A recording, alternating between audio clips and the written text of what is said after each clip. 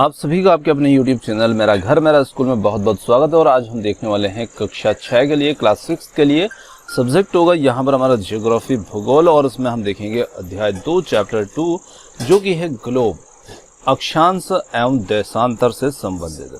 तो बहुत ही महत्वपूर्ण चैप्टर है हमारा, और यहाँ पर बहुत कुछ हमें नया इसमें सीखने को मिलेगा। किस प्रकार से अक्षांश रेखाएं होती है, देशांतर रेखाएं होती है, किस प्रकार इन रेखाओं के माध्यम से एक स्थान से दूसरे स्थान के बीच की दूरी का पता लगाया जाता है। तो चलिए, बहुत अच्छा चैप्टर है और करते हैं शुरू। देखिए, सबसे पहले यहाँ पर हम बात करेंगे जो हमारा मेन चैप्टर है, उसका नाम है ग्लोब, अक्षांश और देशांतर रेखाएं। तो सबसे पहले यहाँ पर बात करते हैं जैसे अक्षांश और देशांतर रेखाएं क्या होती है, और बारी बारी से विस्तार से इनको समझेंगे। तो अक्षांश और देशांतर रेखाओं को समझने से पहले यहाँ पर हम बात करते हैं ग्लोब की, है ना। तो देखिए, यहाँ पर ग्लोब का आप चित्र देख पा रहे हैं, और ये ग्लोब जो होता है इसमें हमारी पृथ्वी का एक ये नमूना है। जिस प्रकार से ग्लोब के ऊपर हमारी पृथ्वी की तुलना इससे कर सकते हैं, क्योंकि ये उसके लिए बिल्कुल नमूने का काम करता है।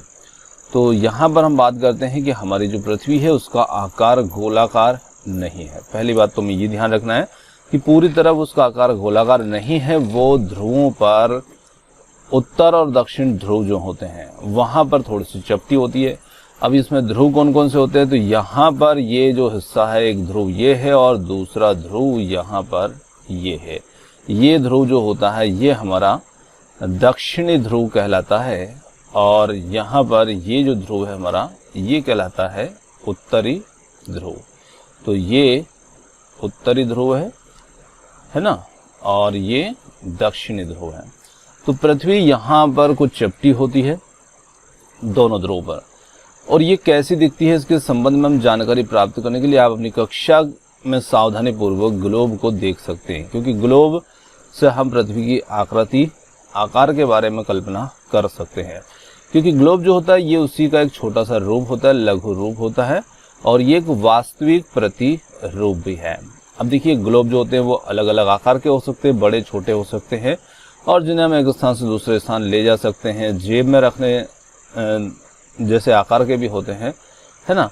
और कुछ ग्लोब जो होते हैं जो गुब्बारे जैसे होते हैं, जिनमें हवा भरी जा सकती है। तो ये ग्लोब के आकार, आकृति के तरह प्रकार हैं उनके कि किस किस प्रकार के हो सकते हैं।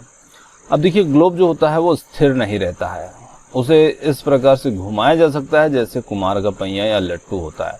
जैसे ये ग्लोब हम देख पा रहे हैं, तो यहाँ पर इस ग्लोब को हम यहाँ पर घुमा सकते हैं, है ना।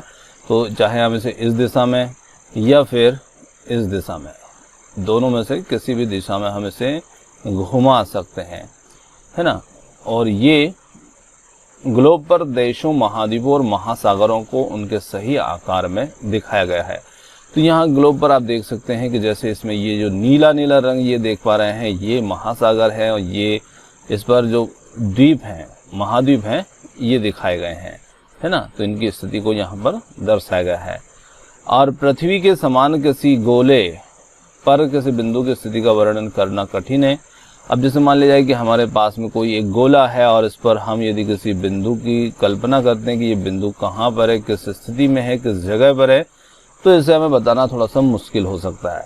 तो इसे सही रूप से दर्शाने के लिए, बताने के लिए हमें इसके संदर्भ में कुछ रेखाओं की आवश्यकता पड़ती है। तो जिस प्रकार से ये किसी गोले के अंदर बिंदु की स्थिति को दर्शाते हैं, तो वो थोड़ी सी मुश्किल होती है। पर यहाँ पर हम कुछ रेखाएं ले लेते हैं, तो उससे इसे दर्शा पाना बहुत ही आसान हो जाता है। तो इसीलिए हमें यहाँ पर आवश्यकता पड़ती है अक्षांश और देशांतर रेखाओं की। क्यों? क्योंकि हम इस गोले पर किसी भी बिंदु स्थिति को दर्शाएंगे, और उसे दर्शाने के लिए हमें इन रेखाओं की आवश्यकता पड़ेगी। आप देखेंगे कि ग्लोब में एक सुई जो होती है वो झुकी हुई अवस्था में स्थित होती है, और जिसे उसका अक्ष कहते हैं। अब यहाँ पर आप देखेंगे कि ग्लोब जो है ना, इसके भीतर एक पतली सी सुई जैसी संरचना या तार जिसे हम कह सकते हैं, वो इसके भीतर लगा हुआ है, और वो यहाँ से तो इसके भीतर होता हुआ यहाँ पर जुड़ा हुआ है, और जिसके चारों ओर ये ग्लोब घुमाया जाता है। तो इसे हम कहेंगे इसका अक्ष।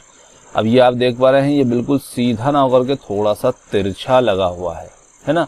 अब इसको तिरछा लगाने का कारण है कि पृथ्वी का जो अक्ष है वो भी इसी प्रकार से थोड़ा सा झुका हुआ है।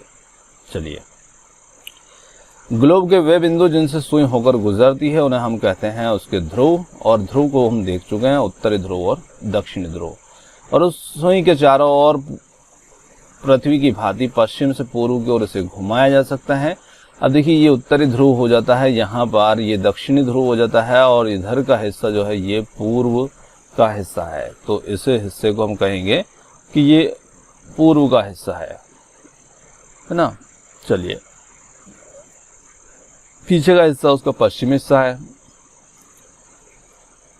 अब लेकिन याद रखें कि इन दोनों में अंतर है। पृथ्वी में ऐसी वास्तव में कोई सुई नहीं होती है। तो ये ध्यान रखना है आपको कि जो ग्लोब में जो हम सुई देख पा रहे हैं, ये जो इसे टिकाने के लिए, इसे आधार देने के लिए लगाई गई है, पृथ्वी के भीतर ऐसी कोई सुई नहीं होती है, वो सिर्फ एक काल्पनिक रेखा है। अब एक अन्य काल्पनिक रेखा ग्लोब को दो बराबर हिस्सों में बांटती है ना। अब कैसे बांटती है यहाँ पर देखते हैं। देखिएगा, यहाँ पर हम देखते हैं कि जो हमारा ग्लोब है इसमें एक जो रेखा है वो बीच में यहाँ पर बराबर इसे बांटते हुए जा रही है।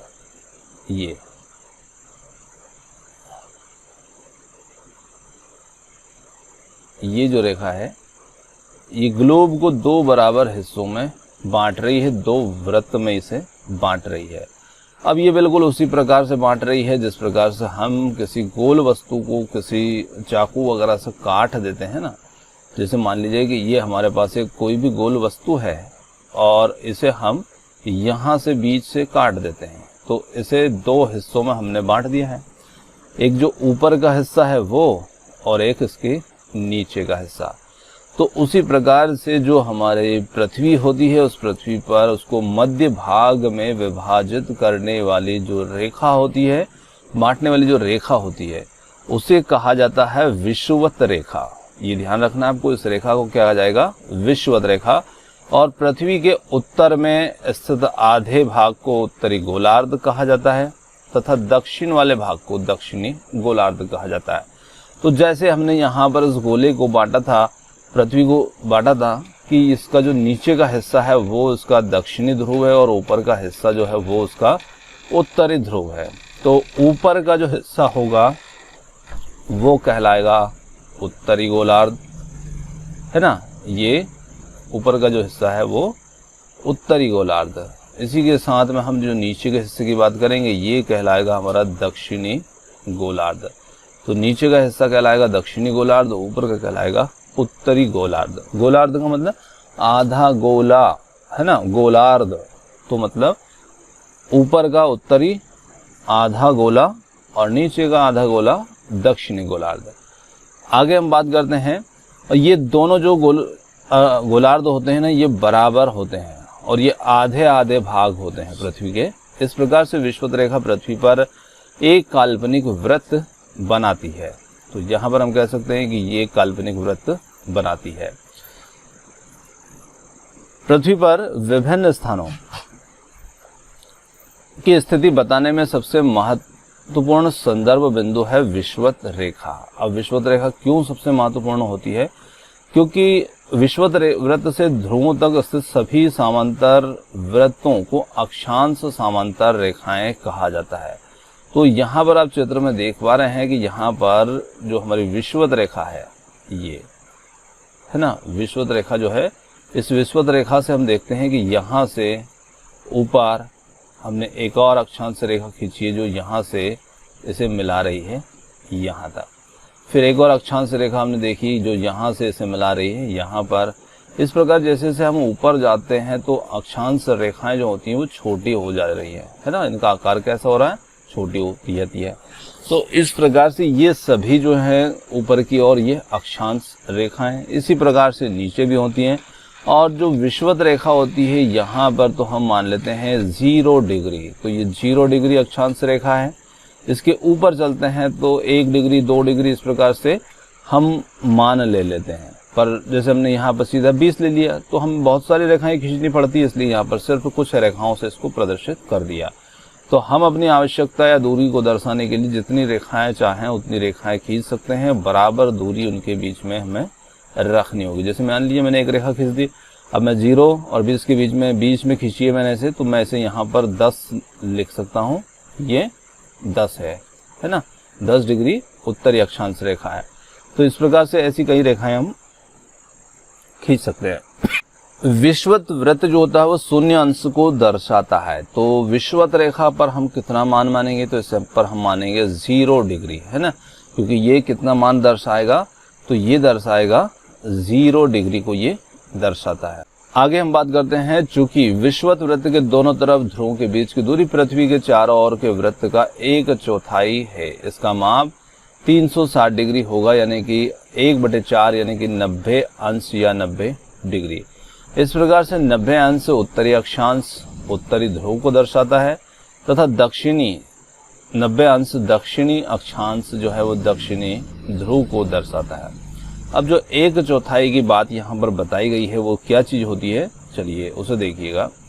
जैसे मान लिया जाए कि हमें कोई भी गोल रेखा ऐसे खींचते हैं तो ये कितने डिग्री का कोण बनाती है, तो ये बनाती है 360 डिग्री का कोण। अब यदि हम इसे 2 भागों में ऐसे हमने बांट दिया, एक तो बीच में से हमने बांट दिया है और फिर एक हम इसको खड़े से बांट देंगे, तो इसमें हर हिस्सा यानी कि यहाँ से यहाँ तक की जो लाइन होगी ये सिर्फ, तो ये 90 डिग्री हो जाएगा। फिर इसके पीछे का 90 डिग्री, फिर उसके पीछे का 90 डिग्री। इस प्रकार से यदि हम देखें ये, तो इसमें हम 4 90 डिग्री के कोण जो है वो इसमें देख सकते हैं,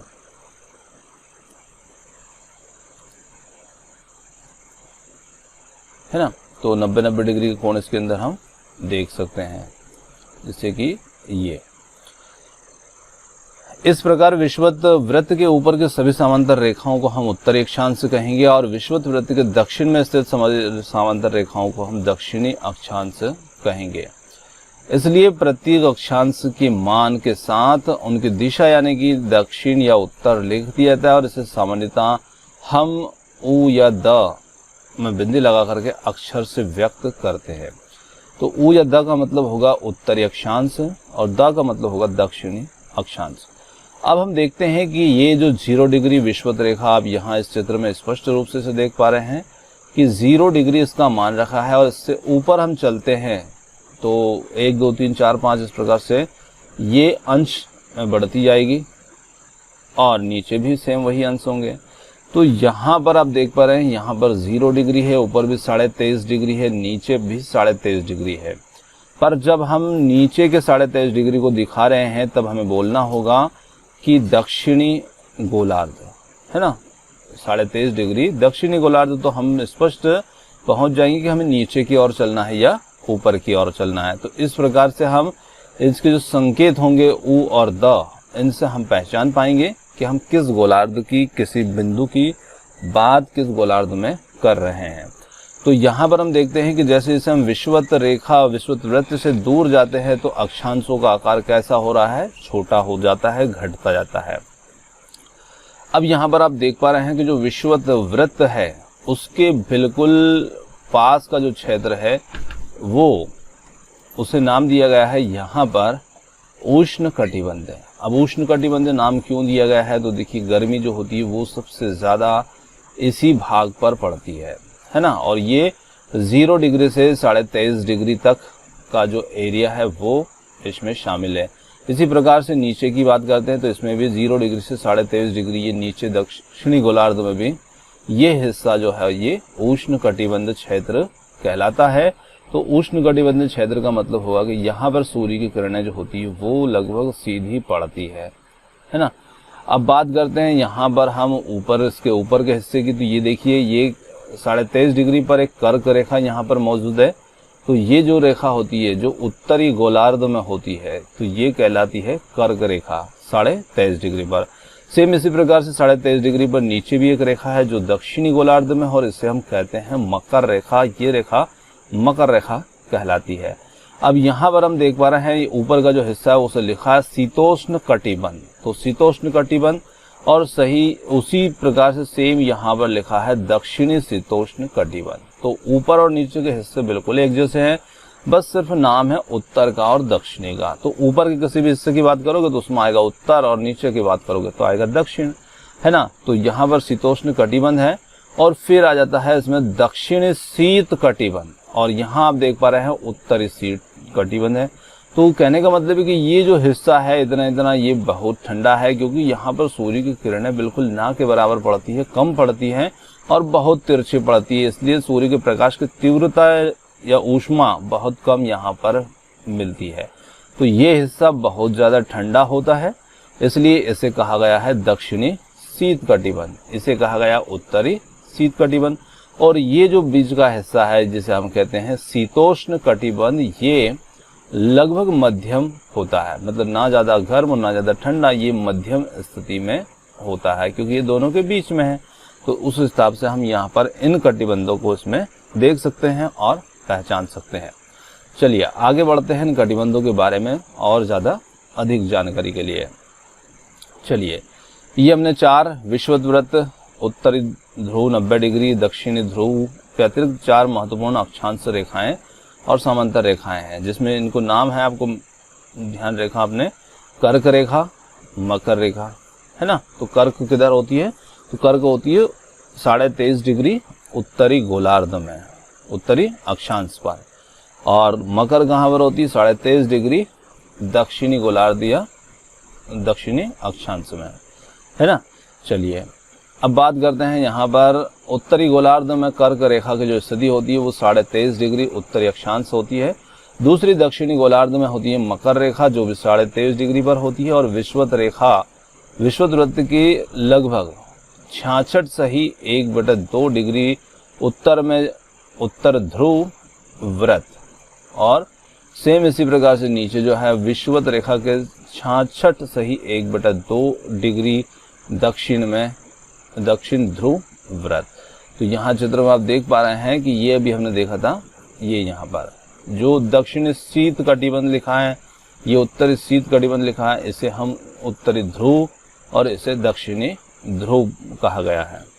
चलिए अब बात करते हैं हम पृथ्वी के ताप कटिबंध, जिनको हम चित्र में देख चुके हैं। कर्क रेखा एवं मकर रेखा के बीच के सभी अक्षांश पर सूर्य वर्ष में एक बार दोपहर में सिर के ठीक ऊपर होता है, इसलिए इस क्षेत्र में अधिक ऊष्मा प्राप्त होती है और इसलिए इसे उष्ण कटिबंध कहा गया है। मतलब यहाँ पर गर्मी ज्यादा प्राप्त होती है, तो इसलिए इसे कहा गया है उष्ण कटिबंध। तो देखिए अब उष्ण कटिबंध का मतलब है, जैसे यहाँ आप चित्र को देख पा रहे हैं, एक टॉर्च है और एक टॉर्च से हम यहाँ एक तख्ती के अंदर हमने छेद किया है, और इसके सीधे प्रकाश को जब इस पर हम डालते हैं तो निश्चित प्रकाश यहाँ पर फैल कम रहा है, पर तीव्रता उसकी बहुत ज़्यादा यहाँ पर हमें देखने को मिलेगी, यानी कि तीव्रता के साथ में वो प्रकाश इस पर गिर रहा है, इस छेद पर। अब दूसरे चित्र में हम देख पा रहे हैं कि यहाँ पर हमने उस छिद्र को, उस तख्ती को तिरछा कर दिया है और प्रकाश टॉर्च से अभी भी डाला जा रहा है, परंतु अब प्रकाश फैल ज़्यादा रहा है पर उसकी तीव्रता यहाँ पर घट रही है, यानी कि वो कम गर्मी के रूप में यहाँ पर मिलता है। तो सेम यही स्थिति पृथ्वी की होती है। जब पृथ्वी सूर्य के सामने होती है तो कभी उसमें तिरछा प्रकाश पड़ता है ध्रुवों पर, और जो बीच का हिस्सा होता है उस पर सीधा पड़ता है। चलिए, तो उष्ण कटिबंध का मतलब हम समझ गए कि इस क्षेत्र में ऊष्मा जो होती है वो अधिक प्राप्त होती है। कर्क रेखा तथा मकर रेखा के बाद किसी भी अक्षांश पर दोपहर का सूर्य जो होता है ना, वो कभी भी सिर के ऊपर नहीं होता है। कर्क रेखा और मकर रेखा के बाद की बात यहाँ पर की जा रही है, इसलिए ध्रुव की तरफ सूर्य की जो किरणें होती हैं वो तिरछी होती है, तो बिल्कुल इस टॉर्च की तरह तिरछी होंगी। इस प्रकार से उत्तरी गोलार्ध में कर्क रेखा एवं दक्षिणी एवं उत्तर ध्रुव में ध्रुव वृत्त तथा दक्षिणी गोलार्ध में मकर रेखा एवं दक्षिणी ध्रुव के वृत्त के बीच का जो क्षेत्र का तापमान होता है ना, वो मध्यम रहता है, मतलब ना ज़्यादा उष्ण है ना ज़्यादा वो ठंडा है, इसलिए उसे कहा गया है शीतोष्ण। मतलब कुछ ठंडा और कुछ उष्ण, है ना। शीत का मतलब क्या होगा, ठंडा, और उष्ण का मतलब गर्म। तो शीतोष्ण शब्दों से यहाँ पर हमें क्या मिलेगा कि कुछ गर्म भी है कुछ ठंडा भी है, दोनों ही प्रकार की स्थितियां उसमें हैं, इसलिए उसे मध्यम क्षेत्र कहा गया है। शीतोष्ण कटिबंध इसे कहा गया है, समझ गए आप शीतोष्ण का मतलब। चलिए आगे बात करते हैं। उत्तरी गोलार्ध में उत्तर ध्रुव तथा व्रत तथा उत्तरी ध्रुव तथा दक्षिणी गोलार्ध में दक्षिण ध्रुव व्रत। दक्षिणी ध्रुव के बीच के क्षेत्र में बहुत ठंड होती है। अब बहुत ज़्यादा ठंड होती है ध्रुवों पर, क्योंकि यहाँ सूर्य की किरणें, सूर्य जो होता है वो क्षितिज से ऊपर नहीं आ पाता है ना, मतलब प्रकाश सीधे सीधे सूर्य का यहाँ नहीं पहुँच पाता है। तो इसलिए ये शीत कटिबंध कहलाते हैं, मतलब ये काफ़ी ठंडे क्षेत्र कहलाते हैं, इसलिए इसको नाम दे दिया है शीत कटिबंध। तो अब आप शीत कटिबंध, उष्ण कटिबंध और उष्ण कटिबंध को समझ गए होंगे। चलिए आगे बात करते हैं देशांतर क्या है। तो देशांतर की बात करते हैं। तो जिस प्रकार से अभी हमने ग्लोब के ऊपर ऐसी आड़ी रेखाएं खींची थी, अब हम ग्लोब पर क्या है, ऐसे खड़ी रेखाएं जो हैं वो खींचेंगे। तो जब ऐसे हम खड़ी रेखाएं खींचेंगे तो ये रेखाएं कहलाती है देशांतर रेखाएं, है ना। अब इन रेखाओं को भी देख सकते हैं कि जैसे यहाँ से 0 से एक रेखा जो होती है वो 0 डिग्री को दर्शा रही है, फिर 30 डिग्री, 60 डिग्री, 90 डिग्री, ये फिर ऐसा है इधर 90 डिग्री, फिर ऐसा ही इसके पीछे भी होगा।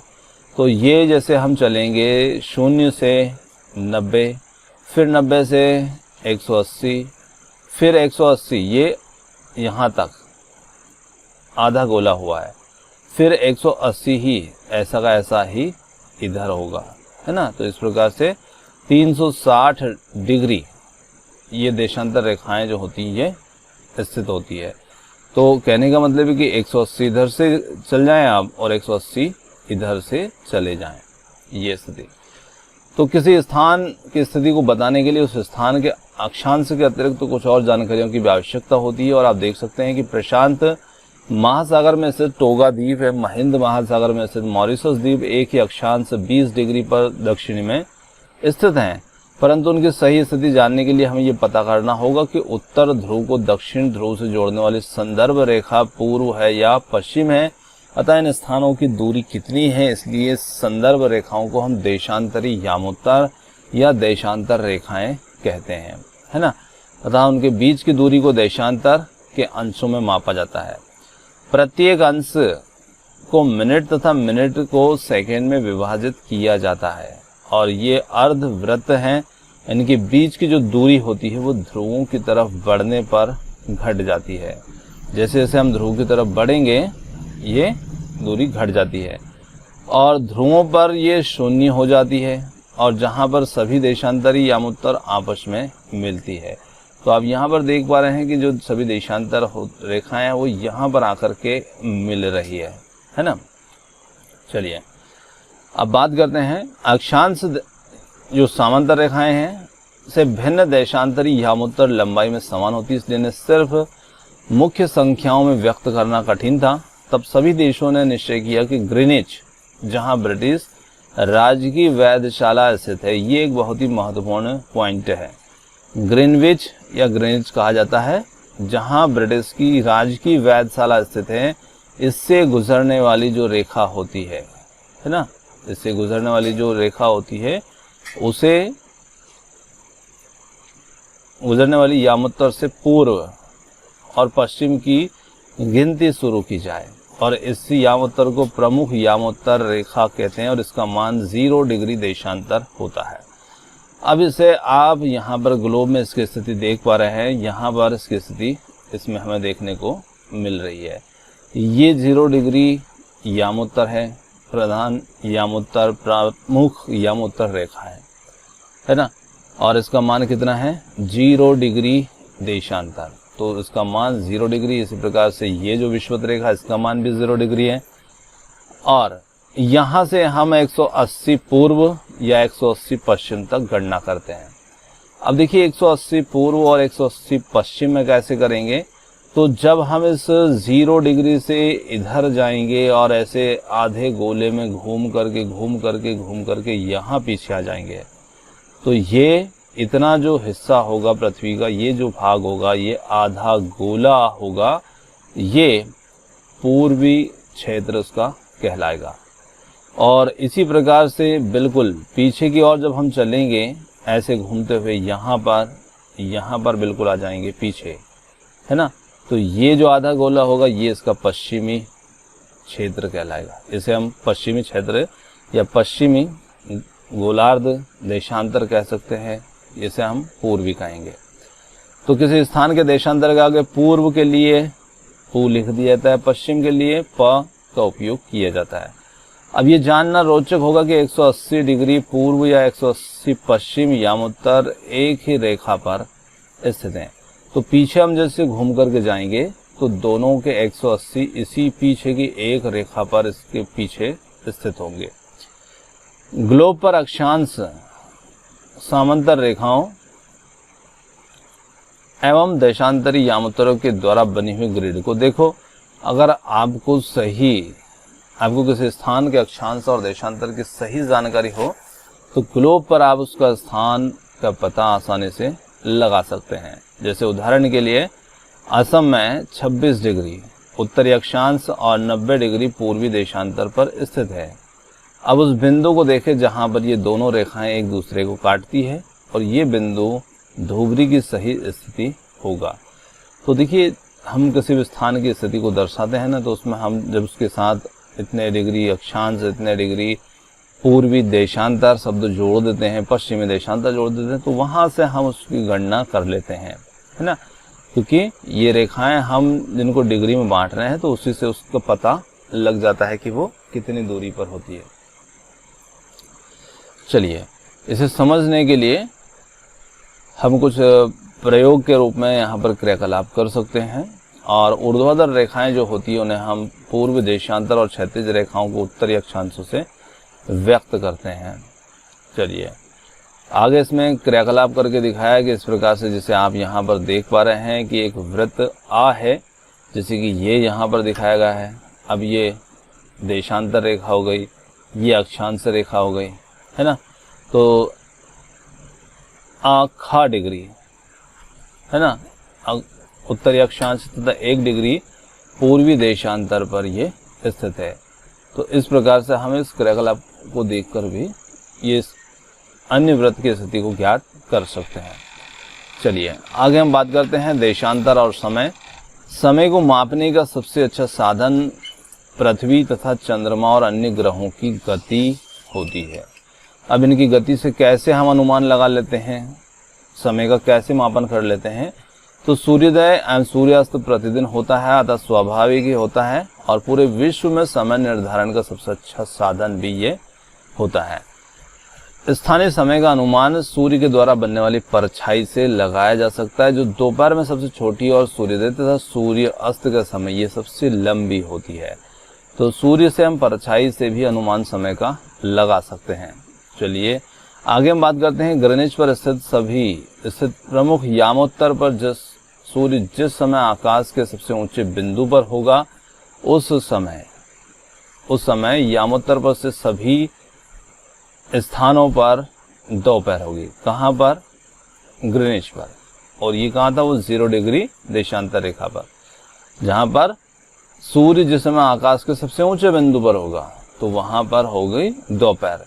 और चूंकि पृथ्वी अपने पश्चिम से पूर्व की ओर चक्कर लगाती है, पृथ्वी अपने सूर्य के पूर्व से पश्चिम की ओर चक्कर लगाती है, तो वह स्थान जो ग्रीनिच के पूर्व में हैं उनका समय मानक ग्रीनिच समय से आगे होता है तथा जो पश्चिम में होते हैं उनका समय पीछे होता है।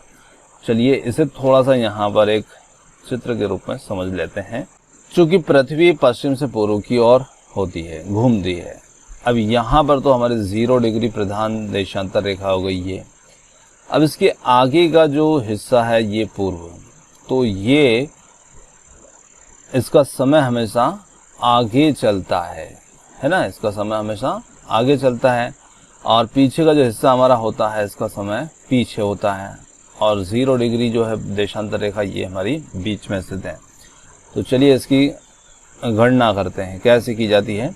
तो समय के अंतर की दर की गणना निम्नलिखित विधियों से की जा सकती है।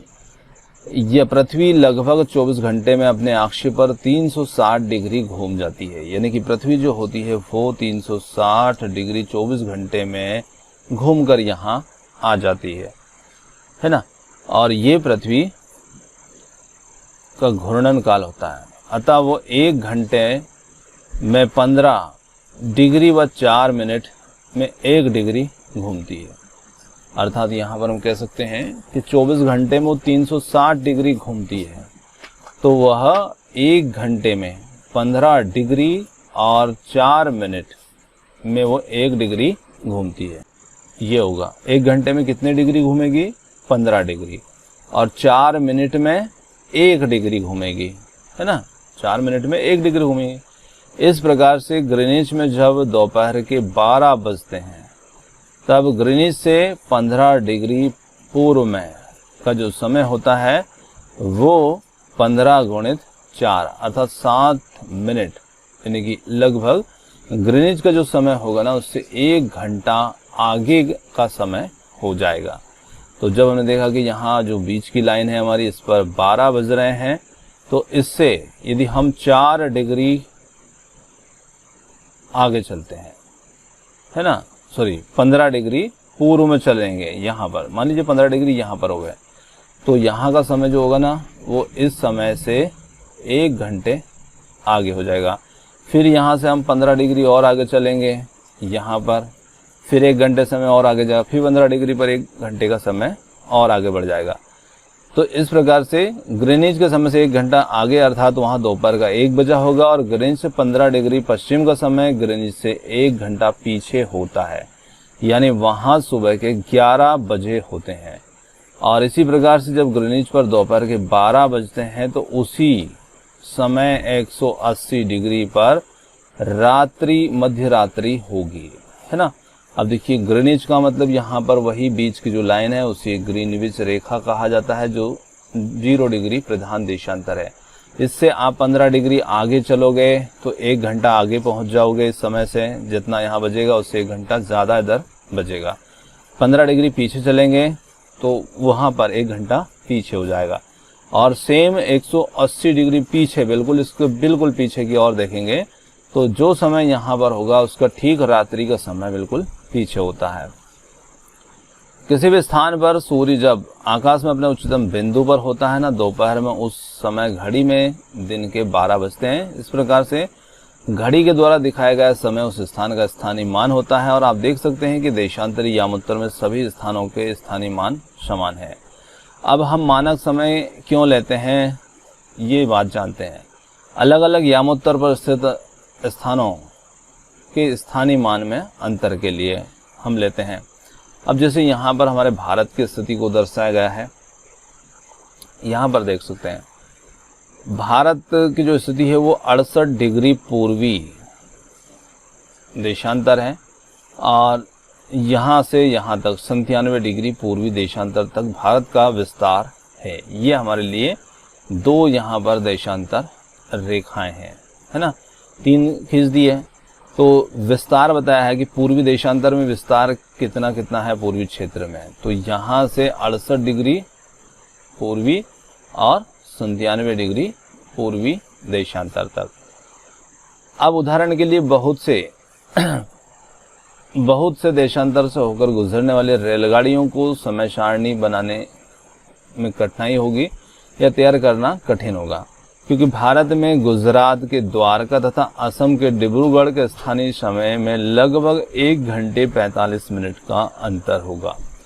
अब देखिए कैसे, तो देखिए गुजरात की स्थिति यहाँ पर है ना, इस क्षेत्र में, और हम बात कर रहे हैं असम की इधर वाले क्षेत्र की। यदि यहाँ की बात करें तो यहाँ से यहाँ तक 15 डिग्री में 1 घंटे का अंतर आ जाता है। तो आप 68 से जोड़ सकते हैं, यहाँ पर 68 से 97 डिग्री में कितना अंतर है, तो यहाँ पर 68 से 10 78 10 है ना 88 और फिर 10 98, तो लगभग इसमें जो अंतर हम देख पा रहे हैं लगभग यहाँ पर 30 डिग्री का इसमें अंतर है ना।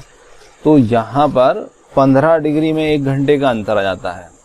तो यहाँ पर इस प्रकार से हम यदि इन दोनों की बात करें तो इसमें 1 घंटे 45 मिनट का अंतर हो जाता है। यानी कि जब गुजरात में मान लीजिए कोई भी समय 1 बज रहा होगा यहाँ पर, तो इसमें कितना बजेगा, तो इसमें 1 घंटा 45 मिनट ज़्यादा बजेगा, 2:45 यहाँ पर हो चुके होंगे इस क्षेत्र में। तो इसलिए देश के मध्य भाग से होकर गुजरने वाली यामोत्तर के स्थानीय समय को देश का मानक समय माना जाए, और इसलिए यामोत्तर रेखा के स्थानीय समय को पूरे देश में मानक समय माना जाता है। और भारत में 82 डिग्री पूर्वी तथा 82 डिग्री 30 मिनट या फिर 82 डिग्री पूर्वी देशांतर को मानक यामोत्तर माना गया है। अब ये मानक है हमारा, क्योंकि ये सिर्फ बीचों बीच का मान यहाँ पर मान लिया गया है ना। तो हमारे भारत का जो मानक समय है वो कितना है, 42 डिग्री 30 मिनट है ना, या 82 सही 1/2 82 डिग्री। इस यामोत्तर को के स्थानीय समय को पूरे देश का मानक समय माना जाता है और इसे भारतीय मानक समय के नाम से जाना जाता है। तो हमारा भारतीय मानक समय जो होगा वो कितने डिग्री पूर्वी देशांतर पर होगा, वो होगा 82 डिग्री 1/2। चलिए, अब जैसे कबीर भोपाल के निकट एक छोटे से नगर में रहता है तथा अपने मित्र आलोक से कहता है कि वे लोग आज रात्रि में नहीं सो पाएंगे, क्योंकि भारत एवं इंग्लैंड के बीच में क्रिकेट मैच लंदन में 2 बजे दोपहर में है ना, अपराह्न में शुरू होगा। और भारत के समय अनुसार मैच हमारे देश में, हमारे भारत में कब शुरू होगा, 7:30 बजे। देखिए, लंदन में जो मैच है वो दोपहर 2 बजे शुरू हो रहा है, पर हम उसे देख पाएंगे 7:30 बजे से। तो इसका मतलब है कि जब हमारे यहाँ 7:30 बजेंगे शाम के, तब वहाँ लंदन में दोपहर के 2 बजेंगे। तो हमारे देश में जो टाइम है वो कैसा चल रहा है, आगे चल रहा है, क्योंकि हम पहले रात्रि को शाम 7 बजे पहुँच गए हैं और वहाँ पर तो अभी दिन के 2 ही बज रहे हैं, है ना। और थोड़ी देर बाद रात्रि में समाप्त होगा। क्या आप जानते हैं कि भारत एवं इंग्लैंड के बीच में समय का अंतर क्या है? तो अब यहाँ पर अंतर आप देख पा रहे हैं, जब वहाँ पर दोपहर के 2 बज रहे हैं तो हमारे यहाँ पर कितने बज रहे थे, शाम के 7:30। तो हम 5.5 घंटे उनसे आगे चलते हैं लंदन की अपेक्षा, है ना। तो यहाँ पर भारत में ग्रीनिच के पूर्व 82 डिग्री 30 मिनट पूर्व में स्थित है और यहाँ का समय ग्रीनिच समय से 5 घंटे 30 मिनट आगे है। इसलिए जब लंदन में दोपहर के 2 बजेंगे तब भारत में शाम के 7:30 बजेंगे। तो यहाँ पर आप अंतर देख पाए होंगे। और कुछ देशों का देशांतरी विस्तार बहुत अधिक होता है, जिसके कारण वहाँ पर एक से अधिक मानक समय अपनाए जाते हैं। अब देखिए, जितना ज़्यादा विस्तार होगा देशांतरी, तो हमारे भारत का जो विस्तार है देशांतरी वो तो 68 डिग्री से लेकर के 97 डिग्री के बीच में है। पर कुछ देश का क्षेत्रफल जहाँ पर ज़्यादा होगा, बहुत ज़्यादा फैला होगा, तो हो सकता है कि वहाँ पर एक से अधिक मानक समय अपनाए गए हैं। उदाहरण के लिए रूस में 11 मानक समयों का उपयोग किया गया है और पृथ्वी को 1-1 घंटे वाले 24 समय क्षेत्रों में वहाँ पर बांटा गया है। इस प्रकार से प्रत्येक 15 डिग्री देशांतर तक के क्षेत्र को वो घेरता है। तो इस प्रकार से वहाँ पर बांटा गया है। तो ये था हमारा आज का चैप्टर अक्षांश और देशांतर रेखाओं से, और काफ़ी अच्छी जानकारी इस चैप्टर से आपको मिली होगी, उम्मीद करते हैं। और यहाँ पर वीडियो आपको पसंद आया है तो वीडियो को लाइक कर सकते हैं, चैनल को सब्सक्राइब कर सकते हैं। और आपने हमें इतनी देर सुना उसके लिए बहुत बहुत धन्यवाद। Thank you so much. मिलते हैं जल्द है एक और नए किसी वीडियो के